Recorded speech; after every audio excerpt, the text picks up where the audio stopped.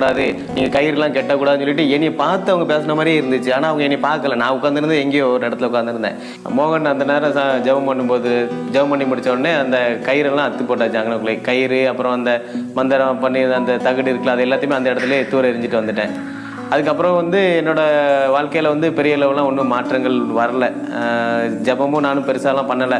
2 நிமிஷம் 3 நிமிஷம் அப்படிங்க ப்ரேயர் மட்டும் தான் பண்ணிகிட்டு இருந்தது. இப்படி இருக்கிற சூழ்நிலையில் வீட்டில் கஷ்டங்கள் கூட்டிகிட்டு தான் இருந்துச்சு. எனக்கு கடன் பிரச்சனைகள் 12 லட்ச ரூபா வரைக்கும் ஏறிட்டு எனக்கு சூழ்நிலைகள் ரொம்ப நெருக்கடியான சூழ்நிலைகள் வர ஆரம்பிச்சு. இந்த மாதிரி காலகட்டத்தில் தான் கரெக்டாக லாக்டவுனும் போடுதாங்க கவர்மெண்ட்டு. லாக்டவுன் கட்டத்தில் எங்கேயுமே போக முடியாது, எதுவுமே பண்ண முடியாது. எனக்கு என்ன பண்ண ஏதுன்னே தெரியலாமல் ஆயிடுச்சு சூழ்நிலைகள். என்ன பண்ண போகிறோன்னே தெரியலை. அப்போ தான் மோகன் அண்ணன் ஜெபிக்கலாம் வாங்க நிகழ்ச்சியே டிவியில் போடுதாங்க. அந்த நேரத்தில் தான் எல்லாருமே குடும்பமாக உட்காந்து ஜெபிக்கலாம் வாங்க நிகழ்ச்சியை பார்க்கறதுக்கு ஆரம்பிக்கும். அப்போ அண்ணன் இது தேசத்து எப்படி ஜெபிக்கணுங்கிற விஷயத்த எல்லாரும் எங்களுக்கு கற்றுக் கொடுக்காங்க. ப்ரேயரில் சொன்னாங்க, நமக்காண்டி ஜெபிக்கக்கூடாது, நீங்கள் பிறருக்காண்டி ஜெபிக்கணும், தேசம் நல்லா இருக்கணும்னு ஜெபிக்கணும், அதிகாலையில் எந்திரிச்சு ஜெபிக்கணும்னு சொன்னாங்க. காலையில் அதே மாதிரி 5 மணிக்கு எந்திரிச்சு ஜெபிக்க ஆரம்பித்தோம்.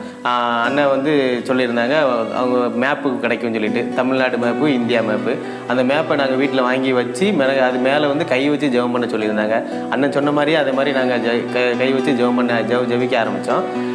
அதே மாதிரி திருப்பி கடன் பிரச்சனைகள் மாறணும் அப்படின்னா உங்களுக்கு உண்டான கடன்களை ஒரு பேப்பரில் எழுதி அது மேலே கை வச்சு ஜெபிங்கன்னு சொன்னாங்க. அதே மாதிரி கடன் பிரச்சனை எங்களுக்கு உண்டான பிரச்சனைகள் எல்லாமே எழுதி வச்சு ஜெபிக்க ஆரம்பித்தோம். அப்படி ஜெபிக்க எங்களுக்கு ஆண்டவர் எங்களோட வாழ்க்கையை மாற்ற ஆரம்பித்தார். எனக்கு நான் 3 வண்டி தான் வச்சுருந்தேன்.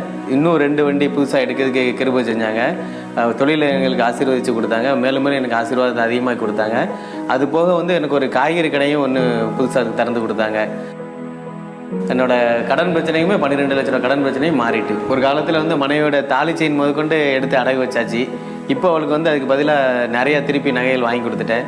இடம் அதே மாதிரி எங்களுக்கு இல்லாமல் இருந்துச்சு. இன்றைக்கி எங்களுக்கு இடம் வாங்குற அளவுக்கு ஏசப்பா எங்களுக்கு கிருபை செஞ்சுருக்காங்க. இதுக்கெல்லாம் என்ன காரணம்னா தேசத்துக்காண்டி ஜெபிச்சது, மோகன் அண்ணன் சொல்லிக் கொடுத்தது. அண்ணன் சொல்லிக் கொடுக்கலன்னா எங்களுக்கு இப்போது வரைக்கும் கூட தெரிஞ்சிருக்காது இந்த மாதிரி ஜெபிக்கணும் வைக்கணும்னு சொல்லிட்டு. அண்ணன் சொல்லிக் கொடுத்தாங்க, அதே மாதிரி கீழ்ப்படிஞ்சு ஜெபிக்க ஆரம்பித்தோம். இன்றைக்கி நல்ல மாற்றத்தை எங்களுக்கு ஏசப்பா எங்களோட வாழ்க்கையில் செஞ்சு கொடுத்துருக்காங்க.